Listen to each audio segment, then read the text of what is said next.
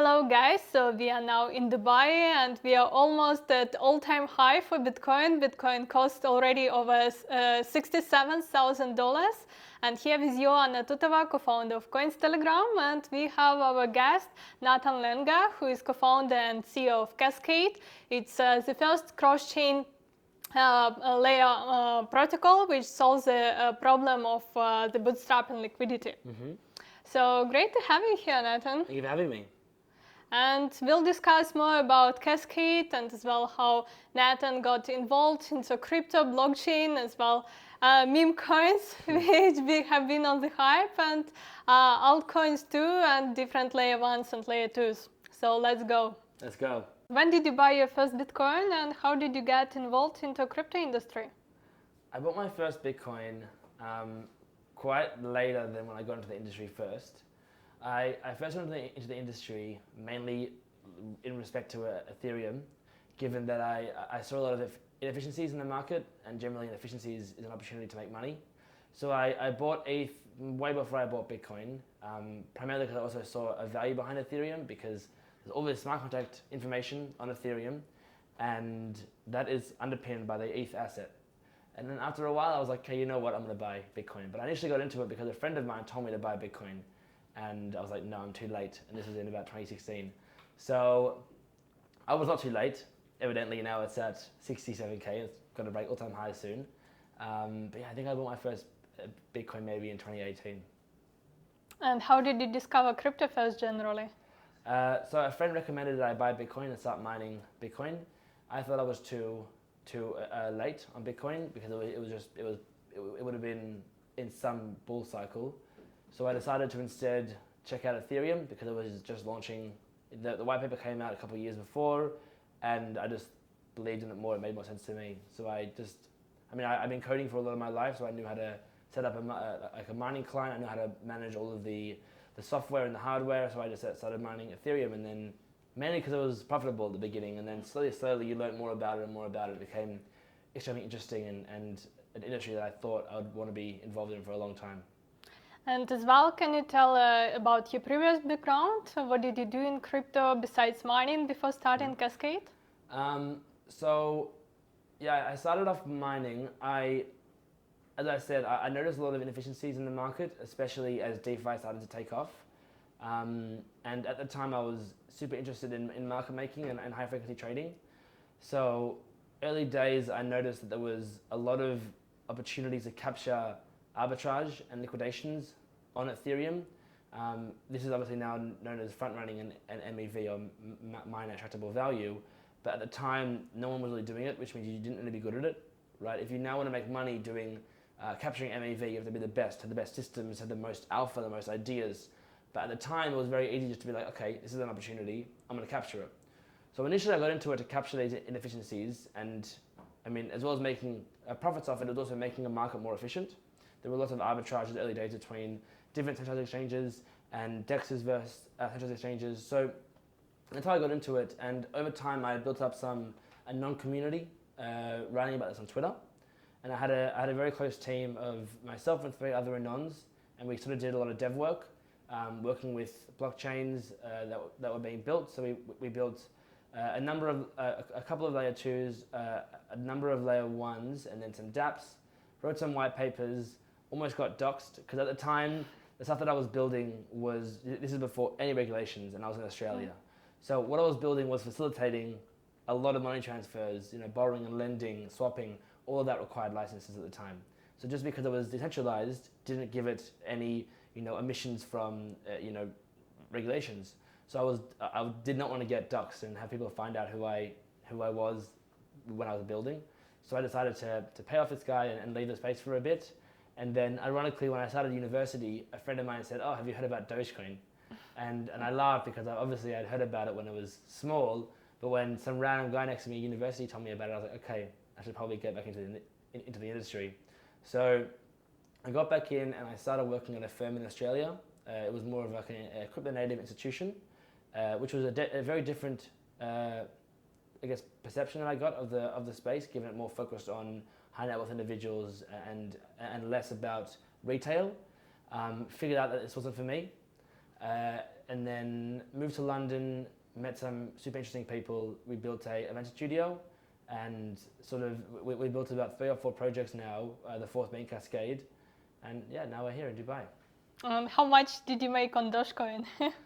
Oh, I think I bought right when Elon went onto SNL. So I made a bit early days and I lost a lot more when everyone was into it. So not enough. Are you buying now any meme coins like Pepe is pumping, Bonk is pumping again, and many others? Everything's pumping. It's crazy. I saw a hilarious post yesterday on Twitter, and it was one of the Solana devs who was talking shit about Algorand. So essentially, the Algorand guys were saying that Solana is bad because it always goes down. And then he put the post up saying Bonk is now worth more than Algorand as a token, which is hilarious. So I think just that highlights how crazy meme coins are. So I have a very, it's easy to get addicted to fun things, especially when you can make money on it. But generally, you have to pick what you're best at and stick to that, right? So I try and keep hold of my emotions by only doing what I'm best at, and that happens to be building and working with smart people to build cool projects. So I try to avoid doing too much research into meme coins because often I get lost for 2 days and I finish up. I'm like, okay, so I just lost a lot of money and I was unproductive for 2 days. I'm gonna stop doing this. So subsequently I decided to pull back from meme coins, but it is the Wild West and anything can happen. Yeah, you just need to sell meme coins at the right time. Exactly. Buy high and sell low, right? Yeah.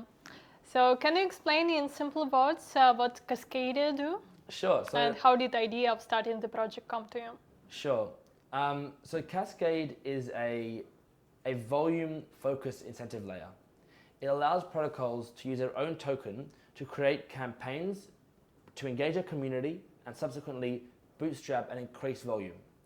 The reason for this is, and this sort of answers the second part of your question, most of the space likes to focus on this one vanity metric called TVL, and I say the space, I mean the DeFi industry. Everyone focuses on TVL, or total value locked, which is the liquidity of funds in smart contracts. But the issue is no one really understands the breakup of different types of TVL. Obviously there's TVL that's utilized, there's TVL that's unutilized, there's stagnant TVL, there's idle TVL, and you kind of see how people just focus on this one term that no one really understands. But if you took a step back and said, what is liquidity versus volume, right? Liquidity is supply and volume is demand. The whole industry focuses on supply first, right? There's a typical saying in crypto that everyone has this assumption of build and they will come. And that is really made clear through this viewpoint of let's focus on supply and then volume will come. This has been the case with liquidity mining, with DEXs, with money markets, everything people are trying to build for supply first.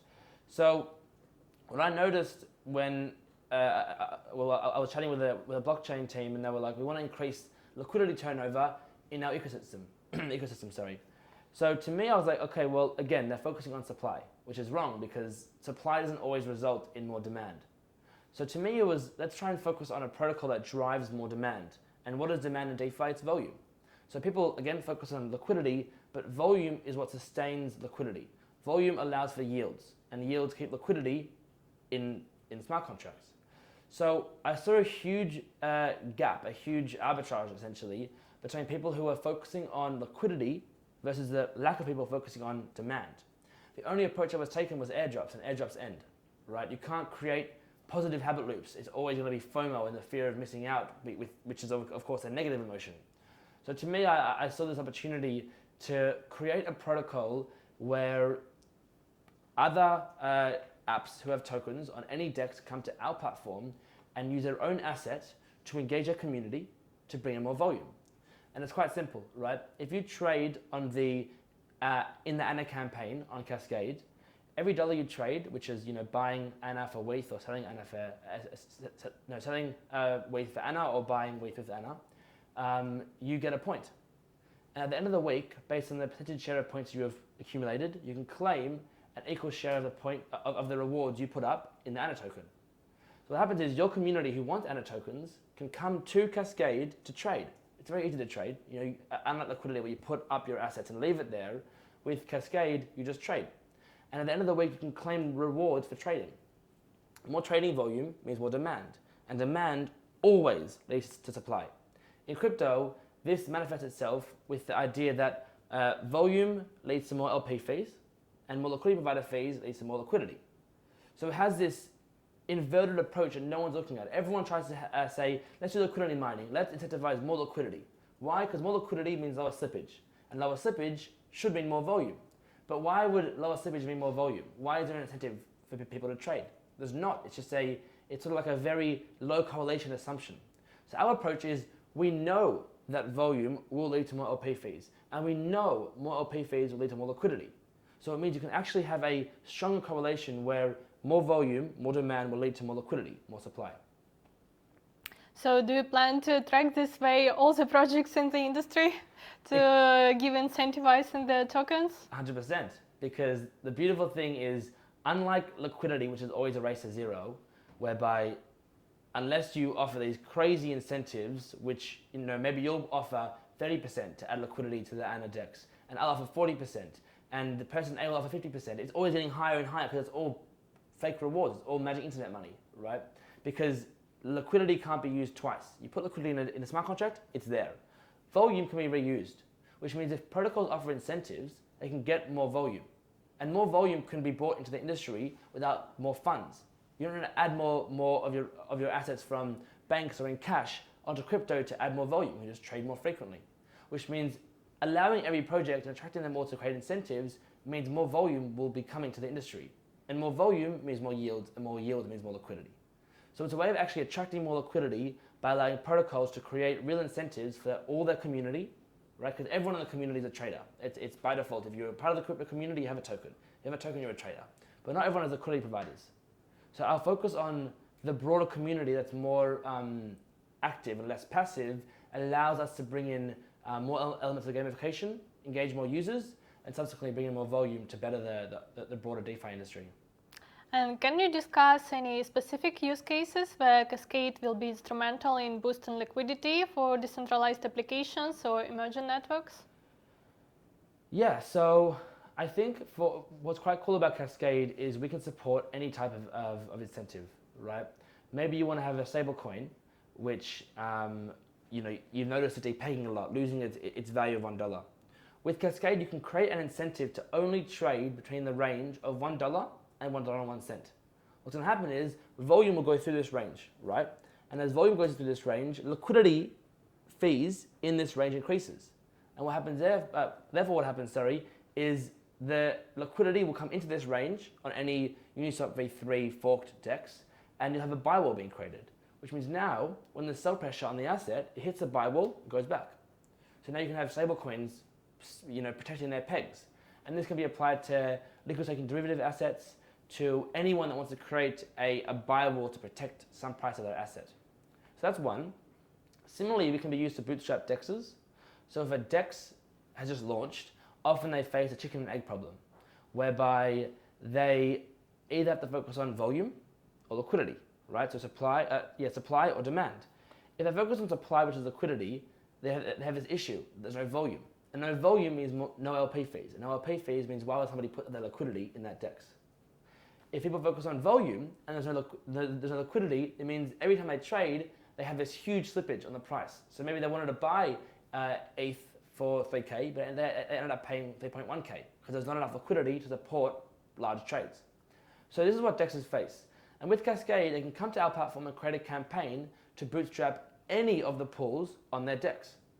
So now what might happen is if you are looking to buy ETH with USDT on Cascade, potentially the cheapest DEX would be Uniswap.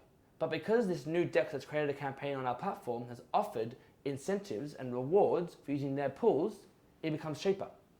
So now DEXs can overcome this cold start problem, this chicken and egg problem, by using incentives to bootstrap more volume. And as I said before, volume is what leads to supply. So our take is always focused on demand, never focus on supply. And in terms of new networks, we have a very cool solution to the cold start problem for networks, which is, do they focus on dApps and liquidity or users, right? Because if there's no users, who's going to build, right? And if there's no builders, if there's no apps, who's going to bring in liquidity? And if there's no liquidity, who's going to bring in volume? So new networks face this issue that there's no value of their asset. If there's no value of their asset, there's no liquidity on their chain, how do they create incentives? because the value of an asset is obviously its price, but also its liquidity. If it's not liquidity, but you're saying that the Ana coin is worth $1 billion, and I can sell one coin for $1, and that's it, it's worth $1, not $1 billion. So with Cascade, we've created this really cool approach that we're calling cross-chain liquidity bootstrapping, which is that you can use assets on one chain, like Ethereum, to incentivize trading on a different chain. Which means you can use the value in a liquidity pool that has liquidity, right, to create trading volume on this new chain, creating demand. Demand leads to supply. More volume means that you can now go to the user on Ethereum and say, hey guys, you're currently earning 3% in the Uniswap V3 pool. You can be earning 30% on the Ana network. So you can create these incentives to use liquidity, use value on existing chains to reconcentrate that value to new chains. And that sounds simple, but it's actually very effective, because if you look at this whole idea of the multi-chain thesis, if you look at the Ethereum layer 2 roadmap, we've noticed that technology can scale. Everyone focuses on building technology. You have parallel execution like Monad. You have layer 2s with optimistic rollups like Arbitrum and Optimism. You have ZK proofs for Starkware and Scroll and all these, ZK EVMs, whatever. But no one has figured out how to scale liquidity yet, right? Everyone tries to build silly systems where liquidity can be used atomically, which doesn't make it, I'm not going to go into the technicals, but it doesn't actually make any sense. However, our approach is to utilize liquidity that's currently standing idle to create more liquidity incentives on different chains. And that is groundbreaking, because it actually is the missing key to unlock the multi-chain thesis. And will the user have to interact with Cascade interface first when they go to any of these protocols? Yeah, so our interface is going to offer a DEX router, right, to trade in campaigns and earn points for these campaigns. And then at the end of the week, you can claim rewards based on how many points you've earned. So we will become an interface where protocols will want to run campaigns on Cascade, and in order to get the benefit of using Cascade, they have to bring their users to our platform. So yes, users will interact with us, so will protocols, and so will liquidity providers. And you plan to launch as well your own token, KKD. So what will be the utility of this token and how will it work? Cool, yeah. So we've decided to take the vote escrow token economy model, which says that every week this project, Cascade, will emit a certain number of tokens. And they emit these tokens to trading routes, right? And a trading route is like, if you're coming to Cascade to buy Ethereum with USDT, you come to this route, and you can go maybe to Uniswap V3 or to SushiSwap or Maverick or whatever DEX it happens to be. So we will send emissions from our vote escrowed economy, this constant weekly emissions, to certain routes. And this acts as rebates. So the way it works is if you hold Cascade tokens and you trade on Cascade, you earn weekly rebates. So if you've traded on the ETH USDC pool and the wrapped Bitcoin wrapped ETH pool, you will now claim maybe $3 in Cascade tokens back by trading. So our approach is to build a vote escrow token economy around rebates. The more you trade, the more you lock up, the more you earn. And the more you earn is actually baked into the pricing of the protocol. So now if you come into Cascade to buy ETH for 3.7K with USDT, maybe on Uniswap V3 it'd be 3,700, but on Cascade you get a $3 rebate for trading. But rather than saying your rebate is worth $3, we say that the price is 3,697. So we gamify it to make this token economy look like it's baked into the core of the protocol. And what's really interesting about this is like what happened with Curve and the Curve token for bootstrapping liquidity. What can happen with Cascade is our community will want more tokens. Why? Because more tokens means more rebates. The more tokens you hold, the more you vote, the more you trade, the more rebates you get, which means your trading is cheaper for any asset, which is really, really awesome. But what it also means is protocols that want to get more trading volume, to get more liquidity, can now buy up Cascade tokens and lock them up to get escrowed Cascade tokens, and then send the emission to traders on their protocol's liquidity pool, which means maybe this protocol is called XYZ, and they have a pool on Uniswap V2, XYZ WETH. They're going to buy up Cascade tokens and send rebates to this pool. And now, on our interface, there'll be a line which says traders on the XYZ WETH pool can earn 40% rebates this week. Why? Because the protocol has bought up our token and offered incentives to trade on that liquidity pool. So now what's going to happen is our community who wants Cascade tokens will go to this pool, start trading. What does more volume result in? More LP fees. What does that result in? More liquidity. So the whole approach of Cascade is to, with the token this is to focus on bringing in more volume, more demand, because demand is the thing that will sustain and help grow the industry. And how will, for example, the next bear market will influence your protocol? We now at all-time high, the interest is back, but when the prices drop, nobody will be interested even in incentivizations. It's a good point. I think that a bear market is going to result in culling of any protocol and any users. Our approach is going to be to build up a treasury during the bull market to then use those assets to continue creating incentives. So even though you're going to have less people chasing incentives, the ones that stay in the industry will get more incentives. It's not the best approach, but it's a bear market, right? There's going to be a culling, as I said before. People will leave the industry. Yields will decrease. Volume will decrease. But we'll keep on building, right? The beauty of Cascade is that you can create a whole economy around Cascade. You can build apps with Cascade on Cascade. We have 2 apps already building on our stack, which is pretty exciting. So we'll keep on building, we'll keep on shipping, bringing more value to our users. But fundamentally, any bear market is gonna result in uncertainty, and predicting the outcome is very hard. But it's important to have a prepared war chest and a good team to build with you in the future. Can you share your roadmap for Cascade? Mm-hmm. What are your next plans for the development? So currently we're raising our seed round. We will be closing that in the next month and a half. Subsequently, we are going to be in head down work mode, where we'll be finishing off our MVP, which will be going live in August. Ideally July, but you want to be prepared for anything, so we'll say August. A month after we hit mainnet, we're going to do our TGE. We'll do a public distribution with a launchpad and go live, and then we'll keep on shipping. There's a lot of things we want to build under Cascade. We want to create a superior and unparalleled B2B analytics page. So protocol creators who have liquidity pools in certain dexes can see the performance of their liquidity pools, how much volume is going into them, how much liquidity is going into them, how healthy the pool is there enough volume to sustain liquidity? What is the distribution of liquidity, right? What if one person pulls liquidity out? Is everything going to be ruined? So we want to create this for protocol creators and founders. We also want to launch a liquidity manager. And this is quite interesting and unique. So currently, the process of moving liquidity around in crypto is very challenging with terrible UX issues. If you're on Uniswap v3 and you're currently in this range between 1K and 2K, and you want to move it to 1.5, 2.5, you need to remove both assets, you need to trade off the larger asset to be half of the new asset, and then place liquidity back in that range. That adds to maybe $300 of gas with 3 steps and a lot of latency in waiting for transactions to execute. With Cascade, you can, with our interface, our liquidity manager interface, you can drag the lower bound and put it up to 1.5K, drag the upper bound, put it to 2.5K and press migrate, and we do it for you. So considering that is a huge UX improvement, we've also decided to add in the ability to add and remove liquidity in one asset. So if I want to add liquidity to the Anna WETH pool, I can go in with one asset, with Anna. And the trade will be routed through Cascade, so now we're half Anna WETH, and then into the liquidity pool. Same with removing. If you're in 2 assets, you can remove into 1 asset. So we're working on making liquidity more easy to add and remove and migrate, because the biggest issue in the space, as I touched on at the start, is there's a lot of stagnant, idle, unutilized liquidity.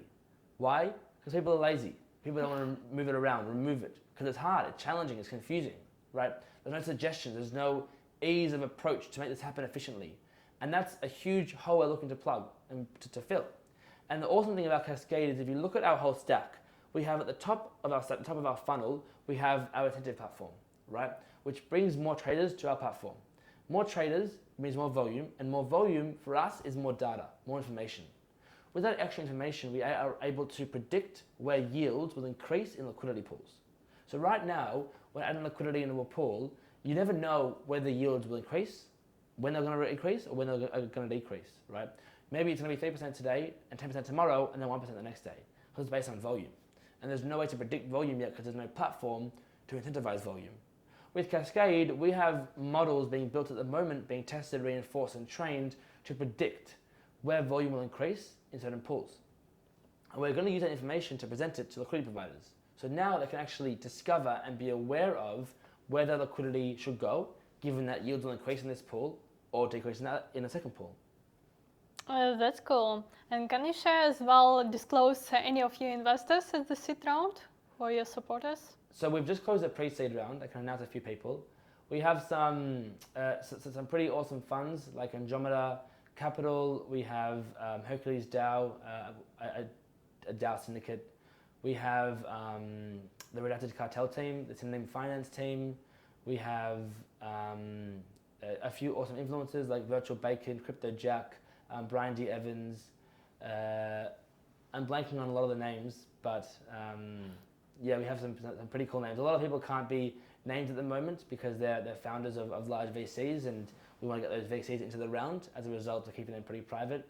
But we have a lot of very valuable strategic investors who are bringing in a lot of value. We also have like Artemis Capital, a Dubai-based VC, and yeah, we're pretty proud of the investors we have on board. We managed to raise, despite a super small pre-seed round, we managed to raise from 45 different investors, which is amazing for Cascade because we are a B2B2C outreach company, right? We benefit from more companies using us.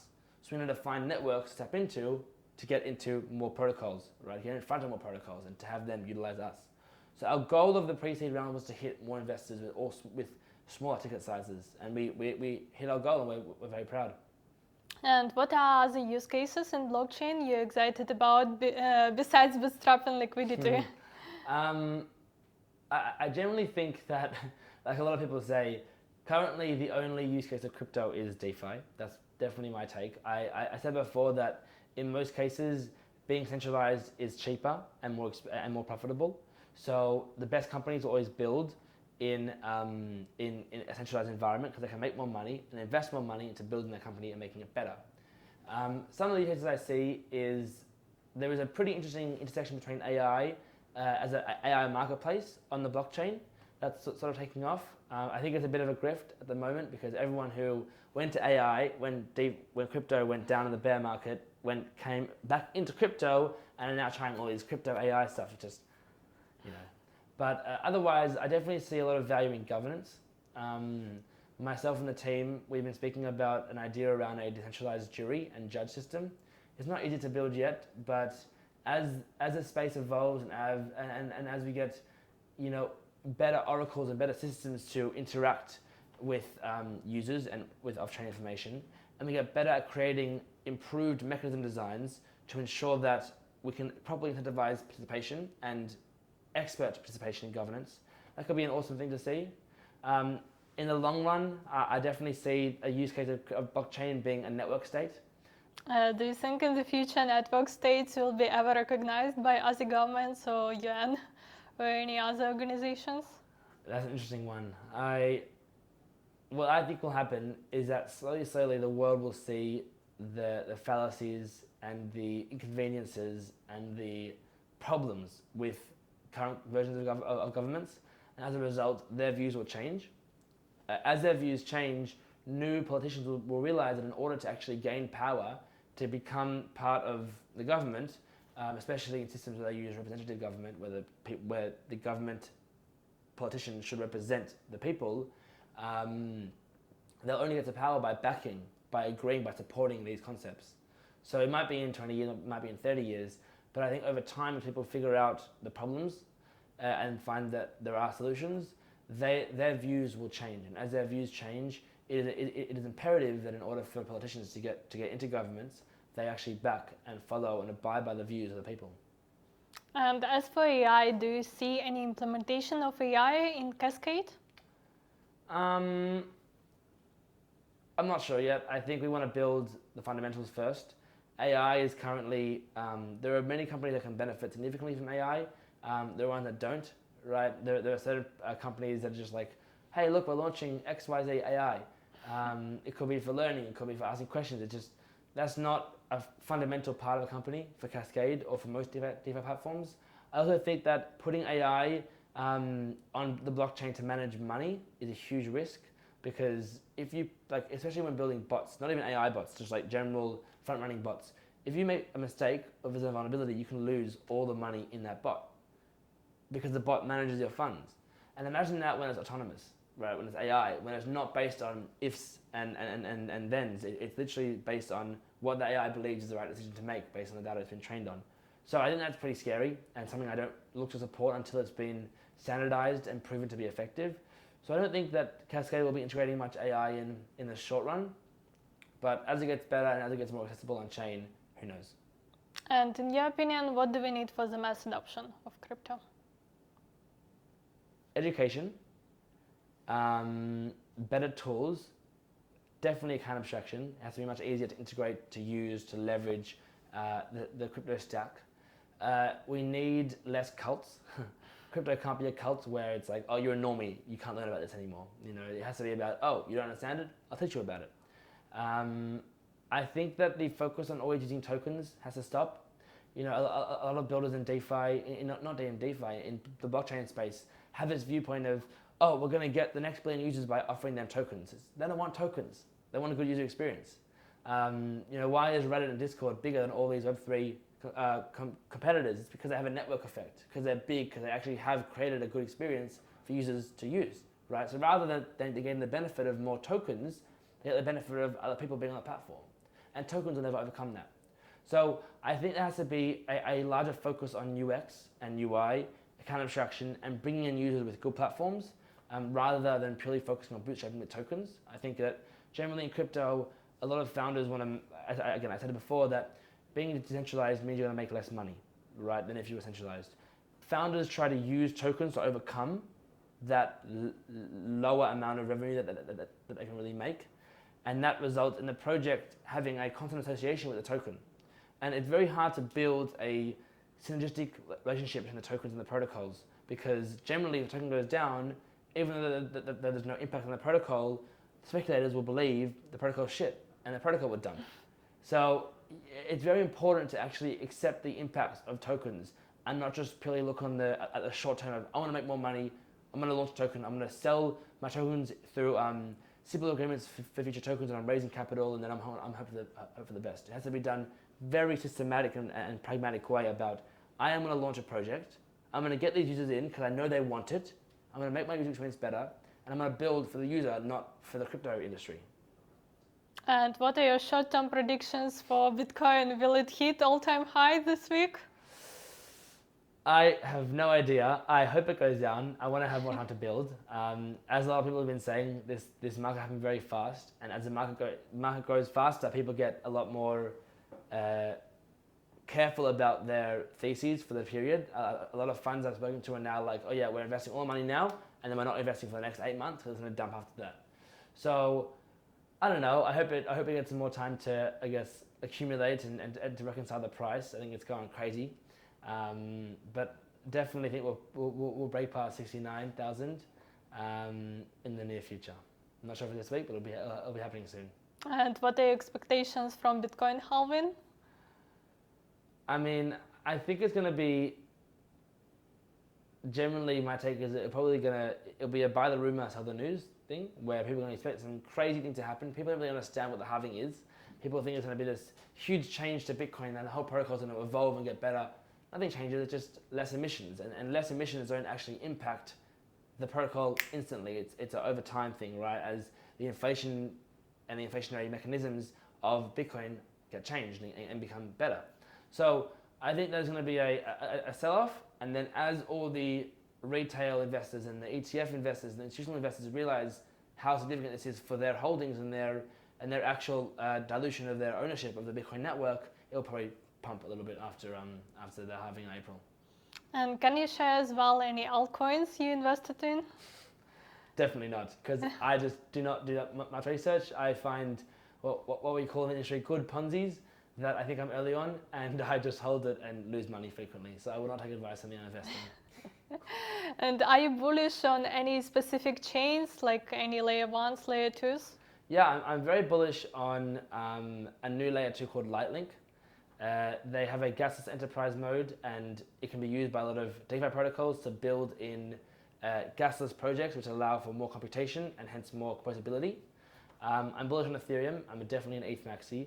I am by default bullish on the whole EVM network and ecosystem.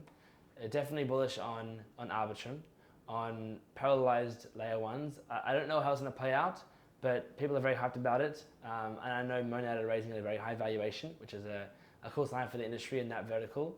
But yeah, I think anything in the EVM space will have a crazy run. If an Ethereum ETF happens, quite a lot of that value will trickle down to layer 2s, and then it's going to go crazy for a bit, which is pretty exciting. Okay, let's see how it will play out. Let's see. Thank you for the interview. Thank you very much for your time.